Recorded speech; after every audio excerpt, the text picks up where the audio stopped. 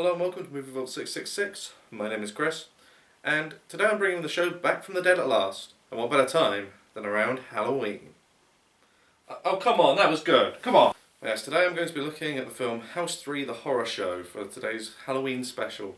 House 3 The Horror Show, or just The Horror Show if you live in the US, is a film that has absolutely nothing to do with House 1 or 2, so don't worry if you haven't seen those films, apart from some similarities in the crew department and the theme of a killer haunting a house. The film stars Lance Henriksen and Brian James, Lance Henriksen playing the starring role and Brian James in the role of Max Jinky, a role that he would later go on to describe as one of his favourite of all time. This film has also received extremely poor reviews from critics almost universally. However, despite all this, let's dive on in and see if House 3 is worthy of the name. So the film opens with a lot of shots of our main character and his family having fun as if the shots were taken from the family video camera, and the cast talk over the top as if they were watching the footage. This is an interesting idea and could have been used to establish some form of characterisation of the family before the film even starts. However, it's all a bit generic and you never really get a feel for the characters. To be honest, it might just be there to distract from the fact that this film was co-written by Alan Smithee. The film starts properly with Lance Henriksen waking up next to his wife, possibly woken by some of the most obnoxious music in a horror film ever.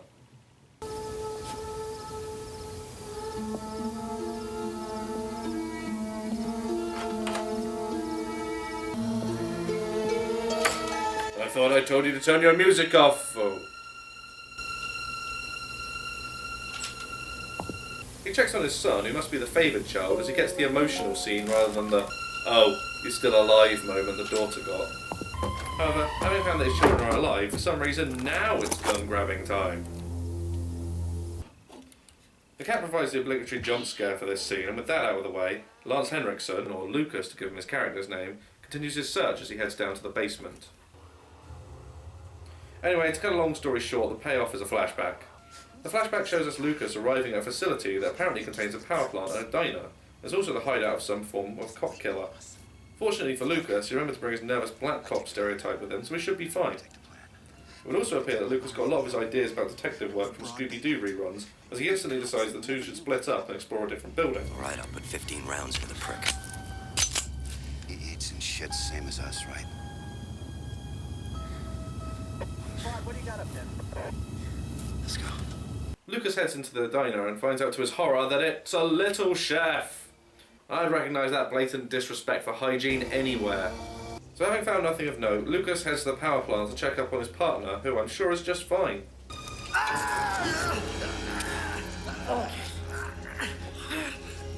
Oh my god, the token black guy is dead first? This horror movie is breaking all the rules.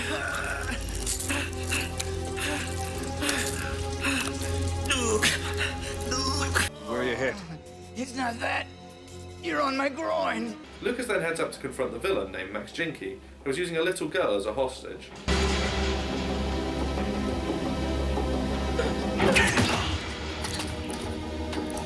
Good little cop. Right here, where we get to show each other what we got.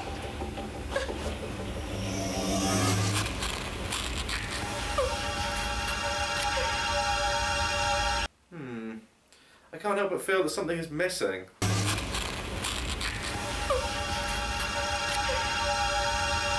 New Gillette Rusty Cleaver, for the closest shave a man can get. Anyway, and what was actually quite a shock move, this happens.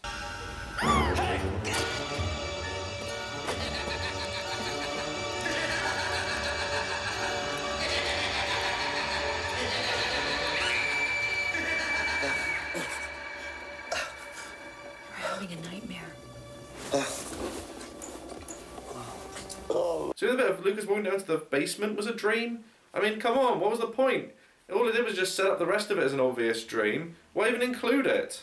The killer cutting the girl's head off would have carried so much more weight if we hadn't known that it was going to end up being a dream. However, we then have a part that I'm sure is supposed to be terrifying, but just ends up being hilarious. My God. I thought you were Dead?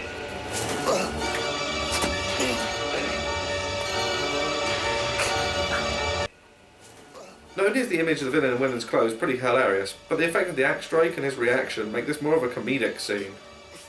Oh, also it turns out he's strangling his wife in his sleep but believing her to be Jinky. What a twist! Oh, and Lucas has a cut where he was struck in the dream, but we later find that nothing supernatural should be happening yet, so he's probably just cracking up.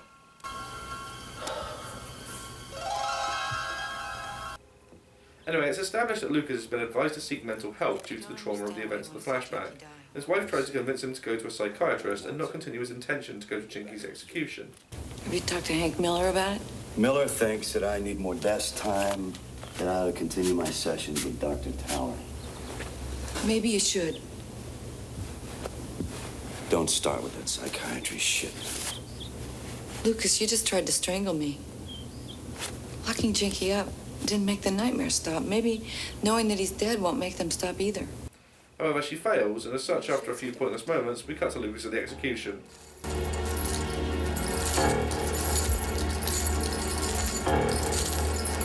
But in what is actually quite a decent scene, Jinky not only takes a lot to kill, but even breaks free of the electric chair and swears vengeance on Lucas.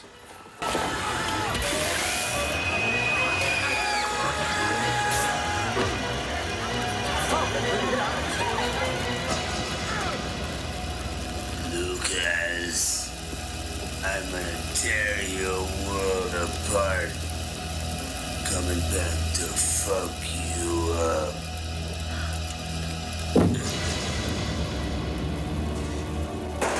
However, given that vengeance from beyond the grave isn't really a thing, I'm pretty certain that Lucas will be fine from here on out.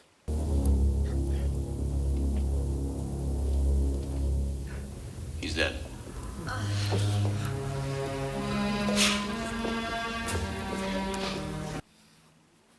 They had a complex relationship, okay? Anyway, it appears that this scientist, played here by an older version of Justin Long, isn't convinced that Jinky is dead as he heads to Jinky's corpse to scan for electrical impulses.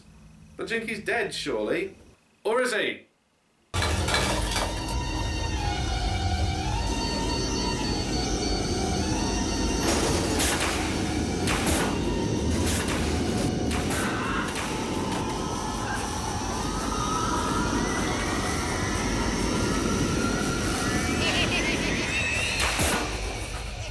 Well, nothing unusual in here. However, back at Lucas's house, well, take a look.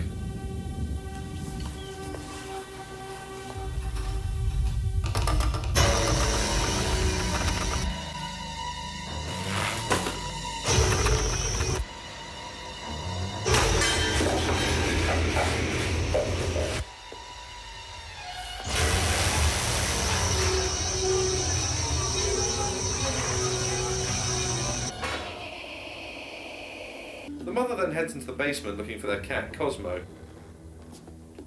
Cosmo! Yummy! However, I feel I must warn you the next scene is extremely scary. Not only is there a glimpse of a man's feet who does nothing, but the boiler has fire in it and a saw nearly hits the mother, prompting a hilarious reaction. I know you're in here. Kitty!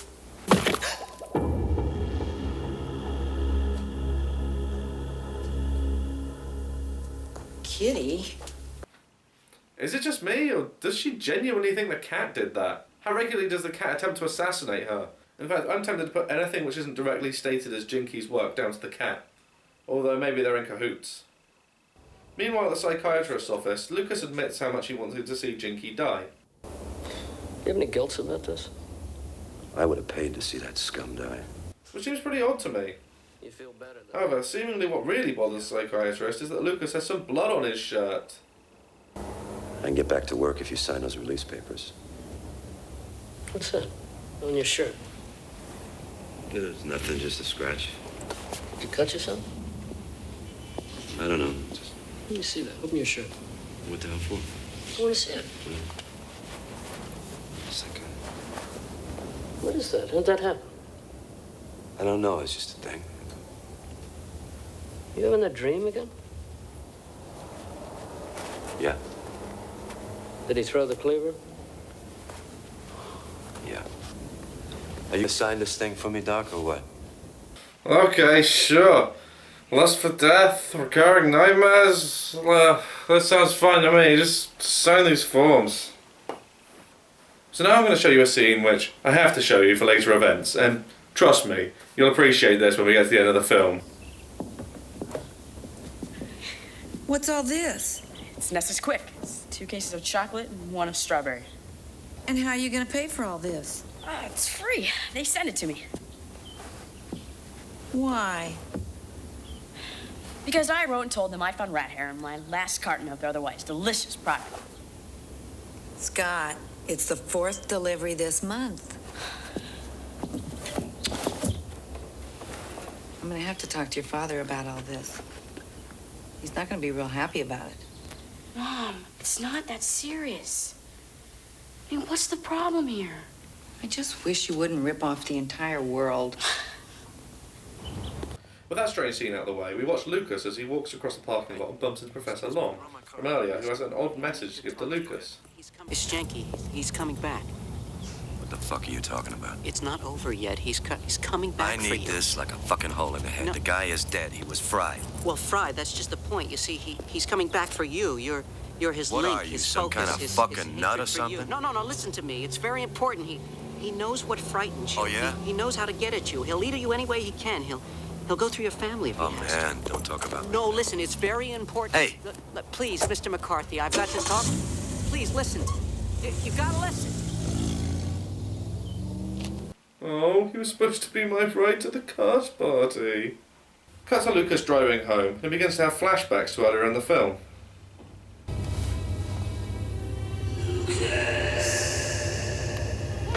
I'm gonna tear your world apart. You'll never escape the power of my pointless flashbacks. This is just the beginning. We get a couple more, although we do also get a little bit of elaboration of what happened at the power plant.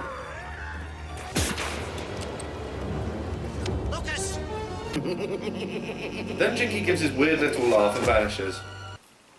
Next. Oh god, go back, go back! I'm gonna tear your world apart. At least that's over. This is just the beginning. No! Anyway, around this point, the daughter's love interest Vinny shows up at the family's house and begins wandering around their basement because the film realises it probably could use some body count. So with that out of the way, we cut to the parents who are preparing to go out for a fancy meal and discussing light topics like the execution that Lucas attended. It said on the news it took him more than 10 minutes to die. Mm-hmm. Was it awful? At least it's over now. This is just the beginning.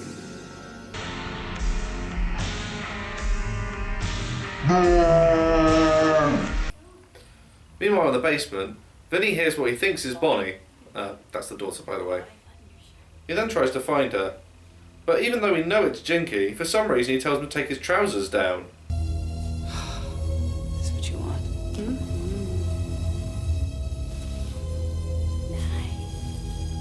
That's right. I love you, Vinny. Do it. But let's reveal that it was Jinky all along! Vinny, do it for me. Shocker. Anyway, he kills him with an axe, making everything that just happened simply kind of weird. I mean, I get the idea of killers toying with their victims, but was the making him strip part really necessary? Back with Lucas and the wife, and they're out having a meal, and it's so romantic. Listen to this clip. You know I love you. Mm-hmm. Hey, I love you and stuff. That's great, whatever. Meanwhile, down in the basement, Bonnie searches for Vinny, but can't find him, and nothing happens. I don't really get it. Jinky swore revenge on Lucas's family, so I have no idea why he attacked Vinny, who Lucas didn't even seem to like, but left Bonnie alone. Unless he was stopped by this.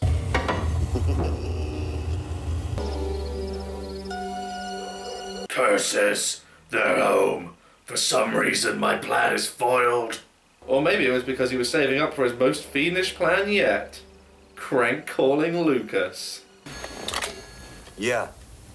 Did I catch you with your pants down? You can't hide from me, cub. No, don't hang up! But the action really fails to start when Bonnie recruits Scott, that's the brother, to help her find Vinny, who she can't find anywhere. However, in what is genuinely quite a good scene, Lucas heads down to the basement and begins arguing with the voice of Jinky that may or may not be in his head, whilst the kids believe him to be arguing with Vinny. The scene basically ends up with Lucas looking like either a crazy person or a liar, and I think he chooses liar. I let Vinny come over while you guys were out. I guess Dad found him down in the basement. Is he down there? No, there's nobody in the basement. But Dad, I heard you talking to somebody down there. Hey, I didn't talk to anybody, all right? You kids go to bed now. I told you I didn't want Vinny coming around. You're grounded this weekend, young lady. But Mom! No arguments. Now go to bed, both of you. But all seems to be forgotten the next day when the family sits down to dinner. And what could possibly go wrong here? Drumstick. Wow, Mom, that's some cool trivia there. Remember? Like Don't look now, Cub. But your family's dead. Okay, so I guess I must have been looking at a scene from The Thing there. I think everyone in this film should take the blood test just to be on the safe side. So Lucas flips out and stabs Turkey. Way to look like a crazy person there, Lucas. Good going. Lucas? Hey. I just don't like turkey, all right? Okay, so once again, the family seem to reset, and no one raises questions of his mental health. Seriously? So if he, I don't know, got up and shot the TV, I bet they wouldn't react to that either. Funny thing happened to me on the way to the studio today. I saw a lady and a baby hit by a truck. Well, I was laughing so hard I had to walk into a bar. Bitch.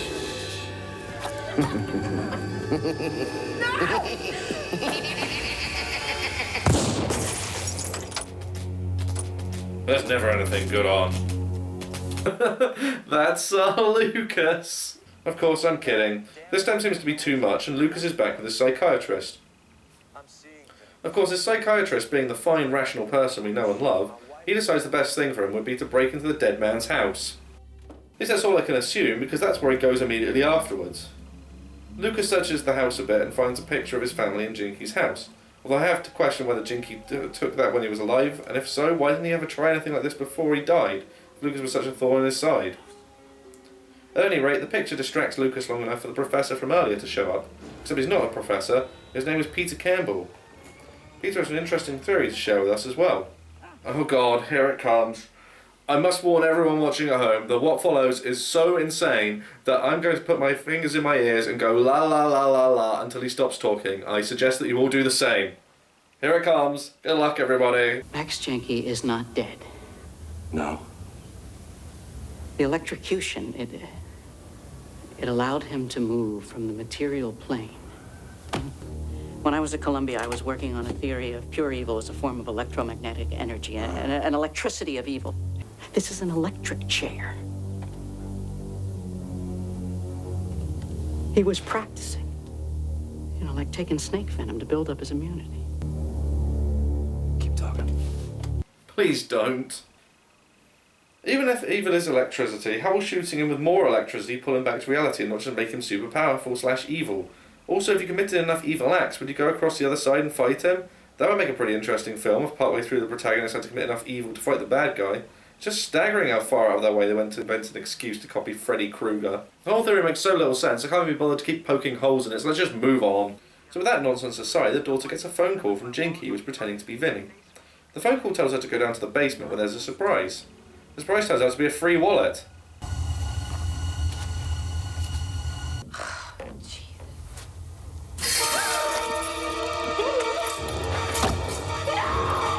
Oh, and also Vinny's body or something. Lucas then returns home to find the body being taken away, and having been at last overheard arguing with the guy, he's the chief suspect. We then cut away to the professor, who's been working on a theory to help kill Max Jinky. I'm preparing what I believe will be an effective means of eliminating Max Jenke. For quite some time now, I have believed that the same electromagnetic energy that released Jenke can be used to bring him back from whatever godforsaken place he came from. So remember how in Nightmare on Elm Street they reasoned that they could pull Freddy back into reality? Well, the professor has developed a theory that electricity could return to reality, even though I thought that Jinky had built up an immunity. And you know what, let's just not reopen this whole can of worms. Tonight's experiments will verify the validity of my theory. P.S. I like cookies. Interesting theory, Professor Campbell. There are definitely flaws. Meanwhile, Lucas is on the end of a tough grilling at the police station. Now you came home and you found this kid in your basement in the middle of the night with his dick in his hand. And you got pissed off. Fuck you. He talked back to you. He came at you. He picked up something. What did he do? Threaten you? Fuck me? Did he say fuck me? Yeah, he did. A while ago that... What the hell just happened? Anyway, Lucas keeps his cool and waits until the guy storms out. I taught myself to learn one thing. One truth, and that is that we're all guilty. Anyway, once the cops leave, a weird man comes in wearing one of the disguises the Teenage Mutant Ninja Turtles used to wear. However, he turns out to be Max Jinky. Wow, just how many powers does this guy have? Anyway, he chops the table in half with his cleaver and disappears. Meanwhile, Lucas is still detained down at the police office. The officer interviewing him from before is pushing to charge him not only with the murder of Vinny, but also with the murder of the professor, who has just shown up dead. Lucas attempts to get his friend and superior, Lieutenant Miller, to help him out. But when he refuses, knocks him out, causing someone to start playing dramatic music on his Casio. I'm going home. You are either with me or you're against me. Now, just a...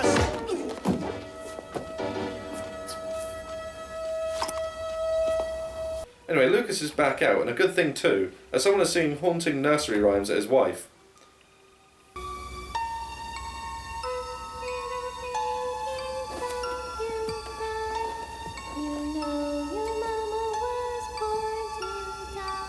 Sorry, did I say haunting? I meant pointless. Especially I don't really understand why Jinky would be dicking around with this in the first place. Anyway, after far too much build-up, it turns out to be the murdered girl from the beginning who has seemingly murdered the cat. The wife stumbles back and it turns out Jinky is behind her. So I guess he can materialise people now? This is one of the big issues in this film for me. Jinky keeps gaining new powers throughout the film, and by the end has so many he should be able to murder everyone in the world with no chance of repercussions. Fortunately, the film starts to get back to what it's surprisingly good at, creepy visuals. As much as I've made fun of this film, the effects were almost entirely good. No counting the dead cat from the previous scene. But getting back to the current scene, Lucas arrives home and finds his son dead and his daughter in pain in her bed.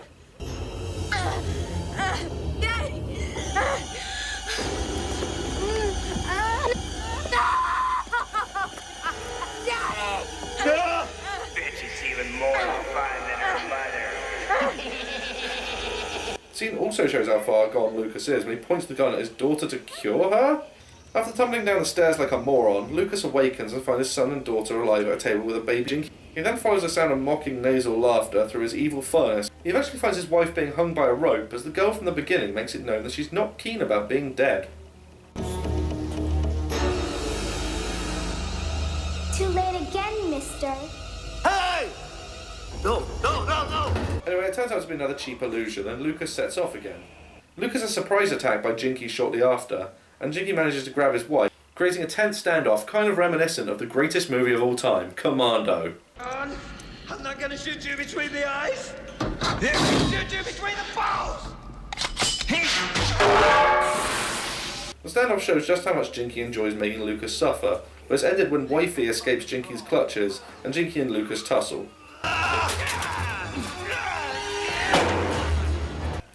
Jinky seems to have the upper hand, but is thrown off when he tumbles from a balcony, creating a short respite for obvious dialogue. I want my children. Fuck the children.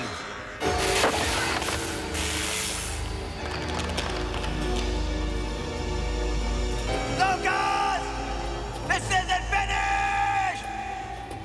So with that witty dialogue out of the way, the fight then moves into the main generator room. Jinky is eventually stopped when a clumsy swipe causes him to connect with the electric wire. This transports them all back to the real world, even though you'd have thought that only Jinky would have been transported, but whatever. This then allows Lucas to repeatedly shoot Jinky, which makes for about as interesting an ending as you'd expect. Fuck you!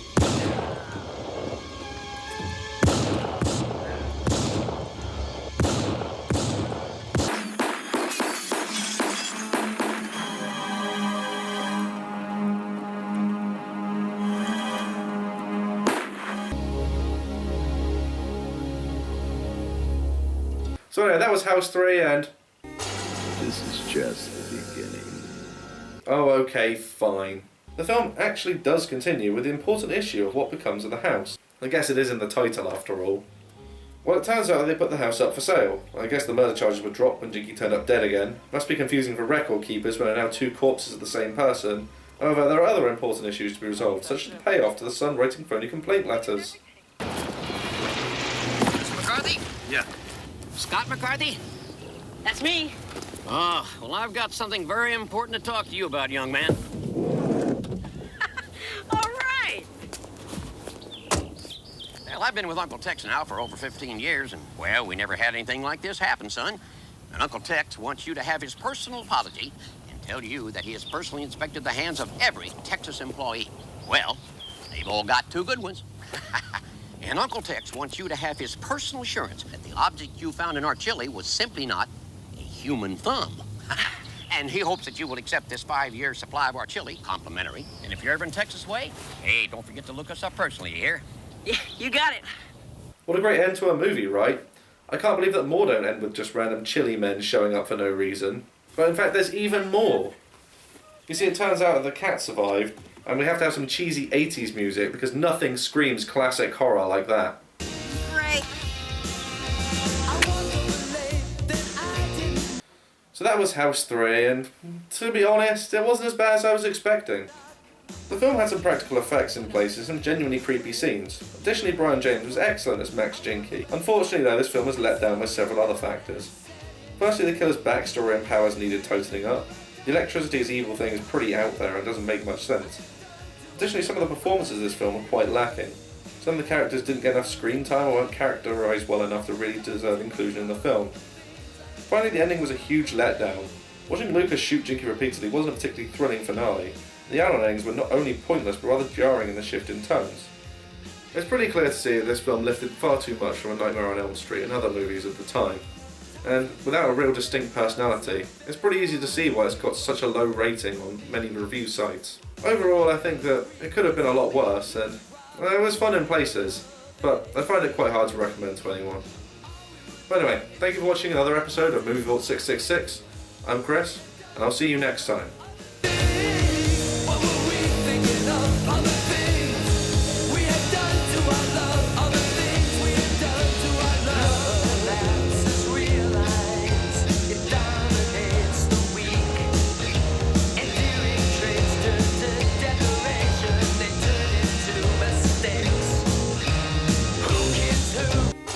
This is just the beginning.